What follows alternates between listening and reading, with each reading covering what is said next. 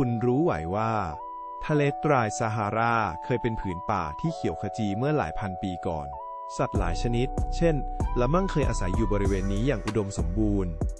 สภาพอากาศเปลี่ยนแปลงจนป่ากลายเป็นทะเลทรายอย่างที่เห็นทุกวันนี้ มนุษย์โบราณบันทึกภาพสัตว์และพืชผ่านศิลปะบนผนังถ้ำ บางส่วนของซาฮารายังมีพื้นที่สีเขียวเหลืออยู่จนถึงปัจจุบัน ลมและทรายยังคงเปลี่ยนหน้าตาของทะเลทรายด้วยพลังที่ไม่หยุดนิ่ง ธรรมชาติยังคงสวยงามในแบบของมัน อย่าลืมกดติดตามเพื่อสาระความรู้แบบนี้ทุกวัน